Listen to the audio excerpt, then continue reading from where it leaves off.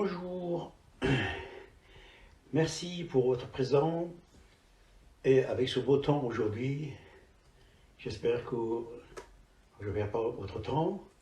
J'aimerais discuter qui s'appelle Fusion philosophique aristotélien en jurisprudence islamique. C'est le titre de l'ouvrage. Voilà. Depuis le début de l'histoire de l'humanité, l'homme toujours posait des questions. Questions sur la nature fondamentale de l'existence, sur la vision du monde, sur le prophète, sur le leadership, la philosophie et la pensée religieuse. La conception de ces questions n'est pas actuellement le sujet de notre discussion. Ce qui nous intéresse ici, c'est une énigme de la philosophie de la jurisprudence islamique. Une énigme historique. L'énigme historique est pourquoi le processus du développement de la jurisprudence islamique n'a pas assimilé des principes et des valeurs nobles de la philosophie de l'Antiquité. Mais inversement, ils ont utilisé certaines caractéristiques illogiques et non fondamentales, illogiques comme la vision d'Aristote sur l'homme ou son regard sur les femmes, ou encore la logique formelle d'Aristote. Ainsi, les juristes théologiens Foraha ont créé un dualisme intellectuel dans la jurisprudence islamique, dualisme qui a combiné la philosophie d'Aristote avec la philosophie islamique en utilisant de manière déraisonnable les théories de la philosophie hellénistique d'Alexandrie, c'est-à-dire la combinaison de la philosophie Aristote avec les hadiths et les récits islamiques qui sont créés par les fondateurs du pouvoir politique médiéval de l'islam. Et très intéressant et important, sans avoir aucune trace de Coran. Donc, cette problématique était l'objet de nombreuses recherches jusqu'à présent. De nombreuses thèses et livres ont également écrit. Ils ont été écrits à ce sujet, mais ils restent encore sous un voile d'ambiguïté. Cette problématique est ma motivation qui m'occupait d'esprit il y a des années, par l'occasion d'un voyage à Athènes et la visite de l'Acropolis, les temples d'Athéna, les dieux grecs, et en voyant les monuments et en discutant avec certains chercheurs grecs, j'ai été incité d'apprendre l'histoire de la philosophie grecque et creuser les liens existants entre les philosophies aristotéliciennes et les principes de la jurisprudence islamique, ça veut dire sous les fiqh islamiques. Moi, je ne suis pas philosophe et je ne connais pas la philosophie. C'est pourquoi j'ai commencé à étudier d'abord l'école philosophique de sophiste. Selon les dictionnaires, sophiste signifie savant, habile ou intelligent. Il y a aussi des récits qui appellent la sophiste comme scepticisme, qui explique ceux qui niaient l'existence de la vérité.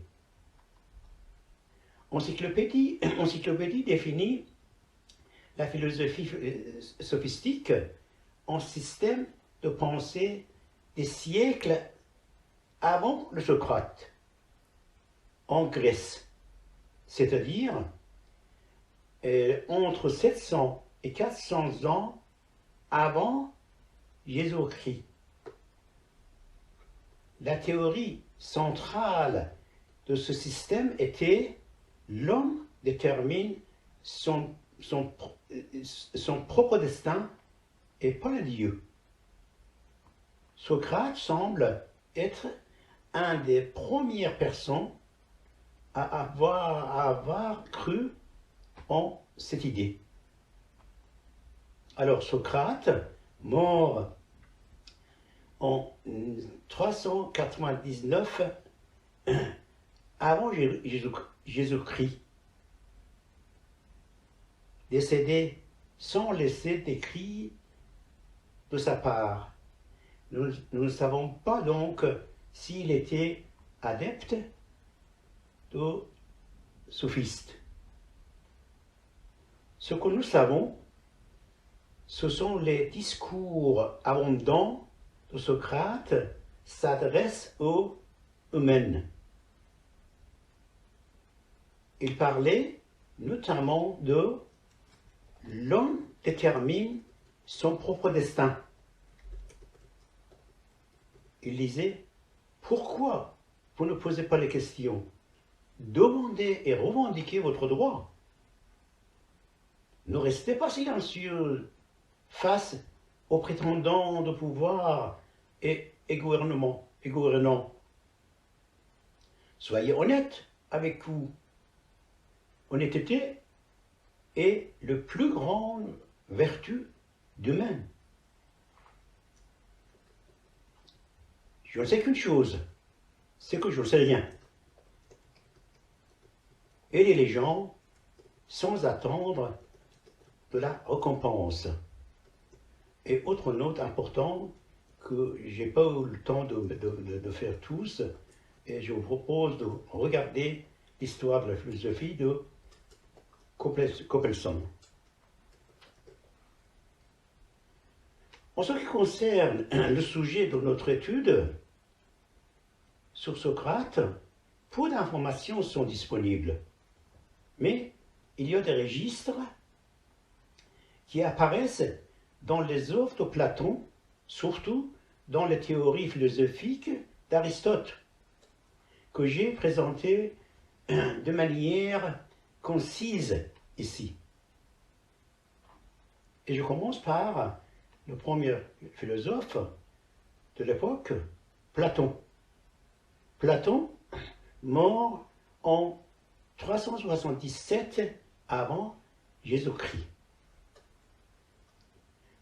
Platon, le célèbre disciple de Socrate, et l'historien Xénophon ont enregistré par écrit plus de 50 dialogues et des travaux de Socrate. Platon a fondé sa propre école de philosophie et de littérature nommée Académie, en référence à Académios, le célèbre héros mythique de Grec. Platon a de nombreuses doctrines. Le plus célèbre est la théorie des formes, en arabe Mussol, qui affirme dans le monde sensible et apparent les ombres des vérités éternelles et rationnelles sont sensibles, des vérités qui sont absolues, permanentes et éternelles, les vérités qui ne sont pas observables qu'à la lumière de la raison. Platon avait une autre doctrine qui s'appelle ses idées sur démocratie. Il a écrit c'est dans les guillemets, la démocratie est gouvernée des ignorants. Fermez citation. Encore citation. Dans une démocratie, les gens sont dépourvus de modération et de justice. Ils se rassemblent autour de leurs désirs et deviennent les décideurs. Fin de citation. Platon croyait qu'il fallait confier le gouvernement aux personnes ayant les conditions de gouvernance, c'est-à-dire aux philosophes, et non pas à l'opinion des majorités des gens. C'est un peu bizarre pour moi, mais regardez bien la société ouverte et ses ennemis de Popper l'a bien expliqué. Pour gagner le temps, je passe sur Aristote, parce que là, il y a autant à dire pour le Platon et sur les autres aussi. Mais on n'a pas le temps, c'est pour ça que j'ai fait très abrégé. Aristote, mort en 322 avant Jésus-Christ. Aristote a étudié à l'Académie de Platon et il a eu tellement de progrès dans les sciences théoriques qu'il a été surnommé le premier enseignant par Platon même. Pendant 4 ans, il enseignait Alexandre le Grand, le roi de Macédoine. Aristote a laissé plus de 200 ouvrages ou 200 œuvres derrière lui. Son élève Théophraste a rassemblé ses notes et ses conversations écrites et les transmis à son élève Néléos. Néléos, à son tour, a également protégé ses écrits et les a menés à Rome, où ils ont été utilisés par les savants de cette région.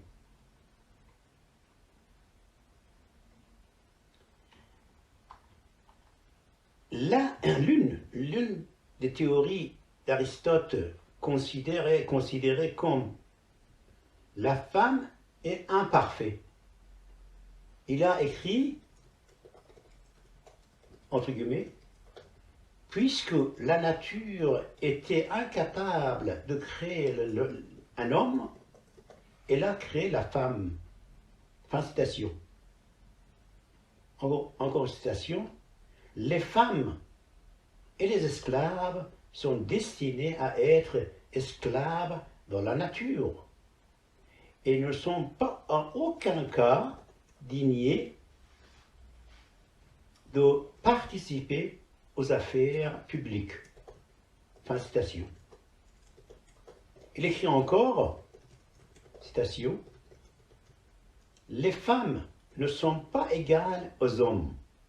La nature de l'homme est complète. Donc, la nature de la femme est une nature imparfaite ou subhumaine. » Fin de citation. Aristote définit l'homme de cette manière. Citation.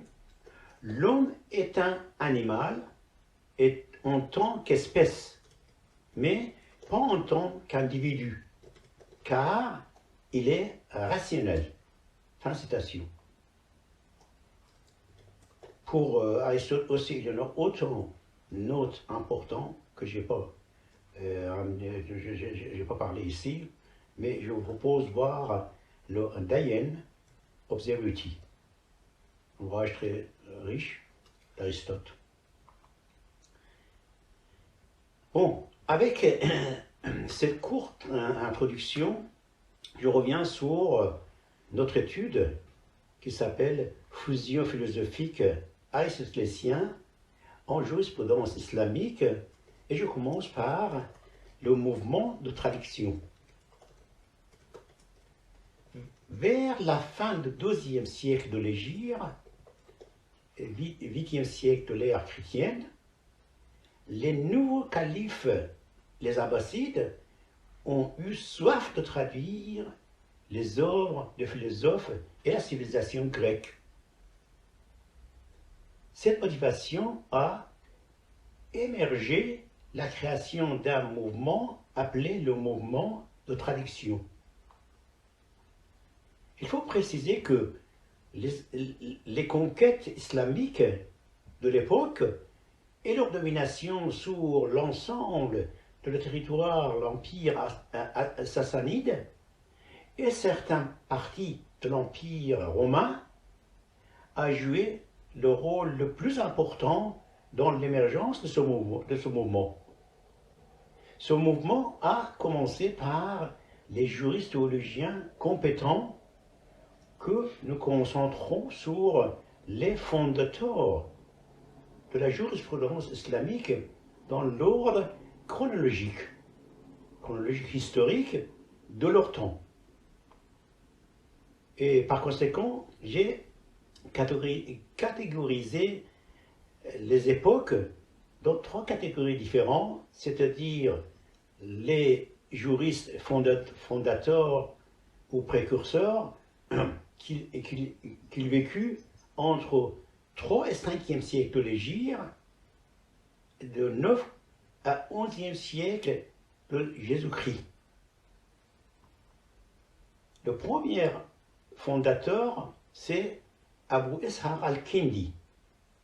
Al-Kindi, mort 256 de l'Hégire, 869 de Jésus-Christ. Mathématicien, astronome et philosophe chiite qui était membre de Dar al-Hikmah, le plus grand centre scientifique de l'âge d'or de l'islam à Bagdad. Il était l'un des premiers pionniers influencés par les pensées de la Grèce antique, de la Grèce antique.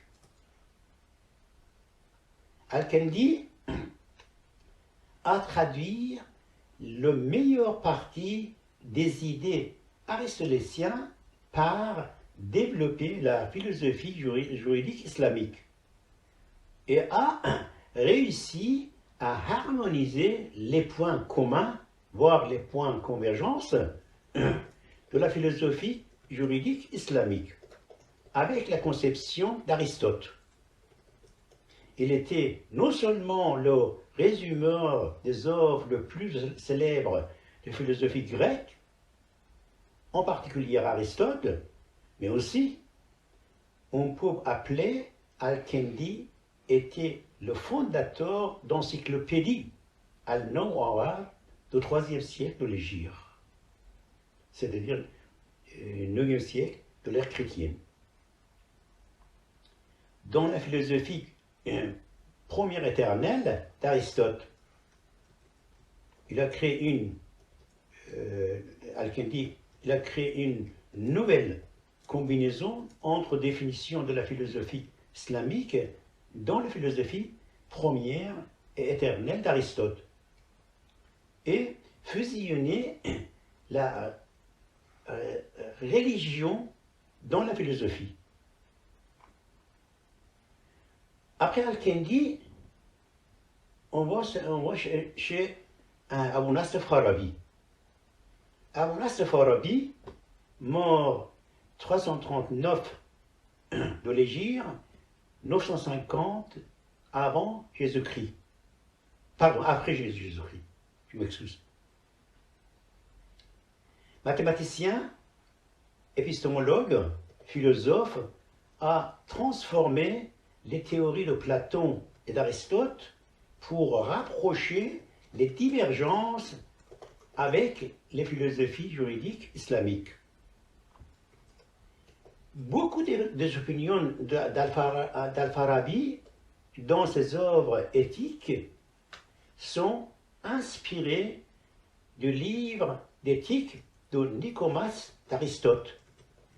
Al-Farabi a conçu et présenté la comparaison des théories dans 54 structures indépendantes, parmi eux, il a pris le concept cause-efficient de Platon et l'aligné avec Dieu.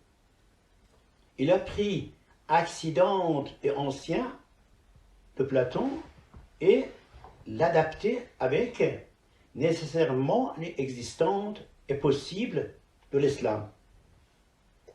Il a fait correspondre bonheur avec paradis, châtiment avec enfer, raison active avec ange de la révélation, système corrompu avec ville ignorant ou impie.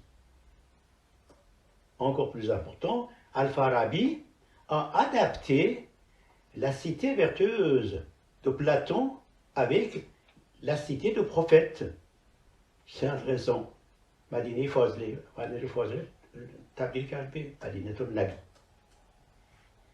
Il a adapté philosophie roi avec prophète et imam dans la pensée chiite pour désigner la structure de leadership dans son propre système politique. Pour tout ça, je propose de regarder son livre important qui s'appelle To'av al-Oul, page 90 jusqu'à 100. Après Farabi, je regarde un peu sur le Avicenne, Cheikh Raïs Abou al-Sina, en persan, mort 428 de l'Hégire 1036 de Jésus-Christ. Médecin, mathématicien, astronome, géographe, poète et musicien chiite iranien. Il est l'un des philosophes les plus célèbres de l'Iran et du monde. Le plus grand maître Mashaï. Mashaï, ça veut dire en arabe hikmah, ça veut dire sagesse. Au monde, c'est-à-dire qu'il était le plus grand maître de sagesse au monde. Ses écrits en philosophie sont considérés comme l'une des sources les plus importantes de la philosophie islamique. En traduisant et en expliquant les œuvres d'Aristote, il a établi un lien entre la raison et la religion. En logique, Avicenne avançait deux théories novatrices, intitulées l'équivalent conditionnel et les permises temporelles. En arabe ou en persan, c'est Hamshemori d'Almanter va Manteresuri. Dépassant Aristote, il a présenté une nouvelle doctrine appelée logique sinawi. Tout comme Aristote, qui croyait en l'intellect premier, Avicenne croyait également à la cause première. Il écrit « Par cause première, j'entends la cause première et absolue. Lorsqu'une chose devient une cause première, elle est le principe d'existence qui est fermé. » Voilà. Après, je vais regarder un peu sur Irfan al-Safa et Khullan al-Bafa. C'est un groupe important de l'époque médiévale qui s'appelle les frères de la pureté et les amis de la fidélité. Irfan al-Safa et Khullan al-Bafa. Vécu au IVe siècle de l'Hégire, Xe siècle de Jésus-Christ. Dans leurs célèbres lettres philosophiques, ils écrivent guillemets, nous parlons, nos paroles, c'est citation de Erwan, nos paroles est un mélange de cultures et de la religion différentes. Et notre philosophie est une collection de croyances pythagoréciennes et platoniciennes modernes, qu'ils ont colorées en tant que chiites ésotériques. Fin citation. Ils ont ouvert la voie dans la religion et la politique pour les philosophes de la pensée libre de l'islam qui sont venus après eux. Zabiullah Safa écrit: après Al-Farabi, les frères de pureté, Erwan Safa, et les livres d'Avicenne ont atteint leur apogée sur le nouveau platonisme islamique. Regardez sur l'ouvrage Mouvement de Ramat. C'est un ouvrage important de Ramat. Après, je vais voir quelque chose sur Al-Ghazali qui est pas mal. À mon avis, c'est très intéressant. Je vais peut-être, si j'aurai le temps, je parlerai sur la sa vie bouleversante de Ghazali. Alors, Ghazali, mort 505 de l'Hégire, 1111 Jésus-Christ. Théologien, juriste, sunnite et chaféite iranien, était l'un des plus grands partisans de la mystique au 5e siècle de l'Hégire, c'est-à-dire 11e siècle de l'ère chrétienne. Il a écrit de nombreux ouvrages parmi Al-Mustazhar, Nasihat al-Muluk, Al-Falsafa, Kimia Sawadat et une dizaine d'autres de même genre. C'est très intéressant pour les chercheurs de regarder un peu sur lui parce que au moins en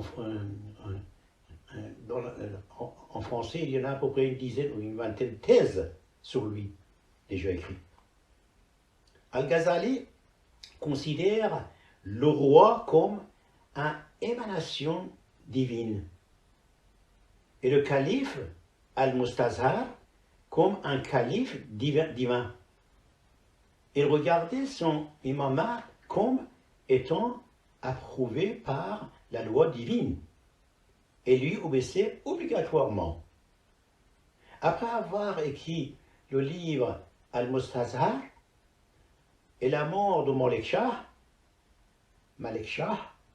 en 485 de l'Hégire, 1092 de Jésus-Christ, Al-Ghazali a fui Bagdad, désabusé et déçu, et a commencé à vivre dans l'isolement et dans l'ascétisme.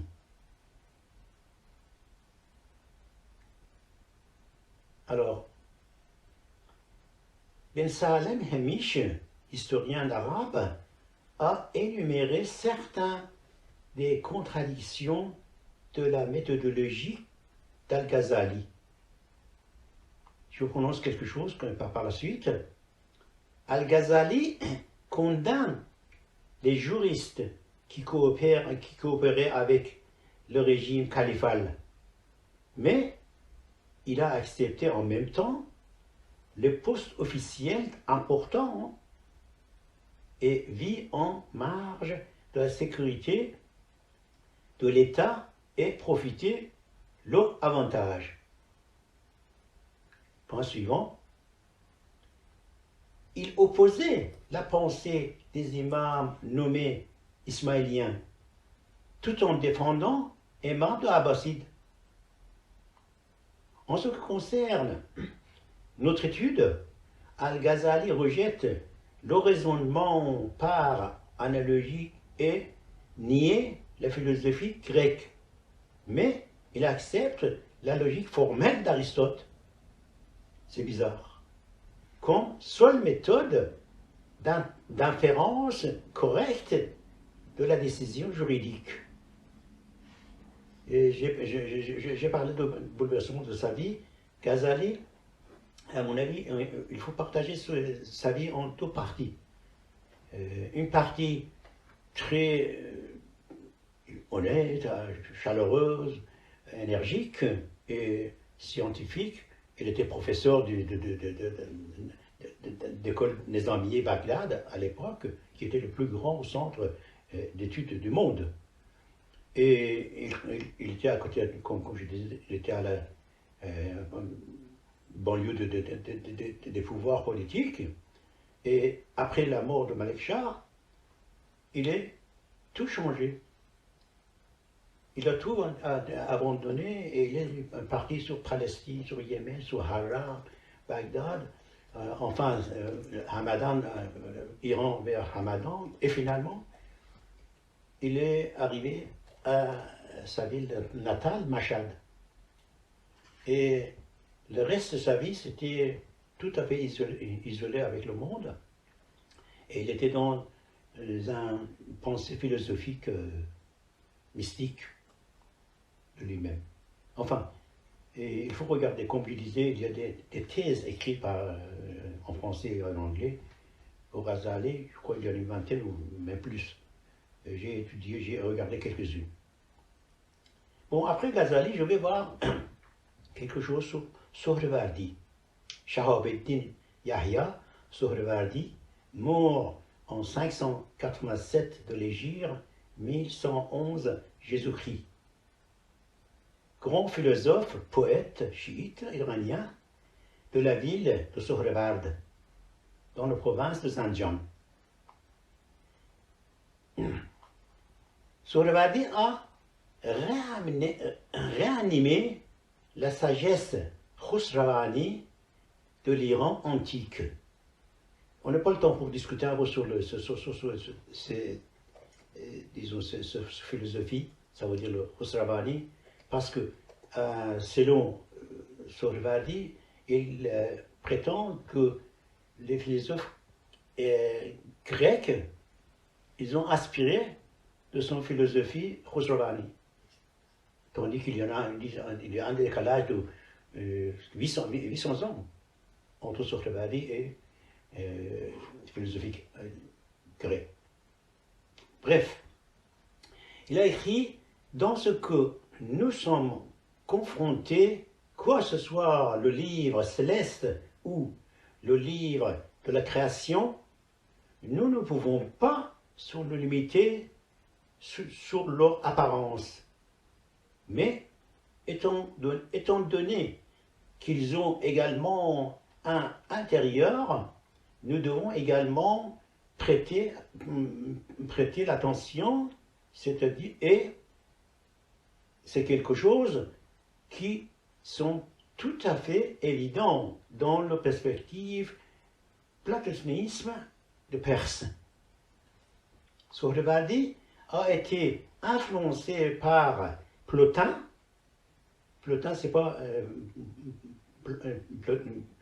Platon. C'est Plotin, c'est à peu près 700 ans après, ou pardon, 600 ans après Platon. Plotin, il était fondateur d'un nouveau platonisme, c'est-à-dire c'est Sohrawardi, qui a été influencé par Plotin, et il a fondé un nouvel platonisme. C'est-à-dire, si on entend nouveau platonisme, c'est, nouveau platonisme, ça veut dire, c'est Sohrawardi qui est base de cette théorie. Il a cherché à harmoniser les prophètes avec les philosophes et réunir les mystiques grecs avec les mystiques iraniens. Sohrawardi a écrit « Aristote n'a pas été fondateur de philosophie grecque, mais Plutôt, il était finisseur de cette philosophie. Après lui, c'est Ibn Rushd, Averroès, mort en 595 de l'Hégire, 1198 Jésus-Christ. Juriste malékite, juge suprême de la cour d'eau. Il a écrit des commentaires et des interprétations sur philosophie d'Aristote, sous le nom de Sharh Akbar, Sharh Aswad, Sharh Talkhis et quelques autres chars. Il critiquait Al-Farabi et Avicenne qu'il était éloigné d'Aristote et il n'avait pas compris la vraie philosophie d'Aristote. Ce qui a suscité une tempête en Europe médiévale et a été confronté à des réactions sévères et violentes des autorités religieuses chrétiennes. À propos de la vision Ibn Rushd sur Aristote, Gilson écrit « Selon Ibn Rushd, la vérité absolue ne peut pas être trouvée nulle part ailleurs que dans les œuvres d'Aristote. » Intéressant. Bon, écoutez, je vous remercie beaucoup parce que je crois que c'est un peu long et ça prend du temps. Si vous êtes d'accord, permettez-nous de faire une petite pause de 10 ou 15 minutes et puis après on recommence à parler. Entre-temps, s'il y a des questions, permettez-moi de répondre à la fin de l'exposé. Je vous remercie beaucoup et à bientôt.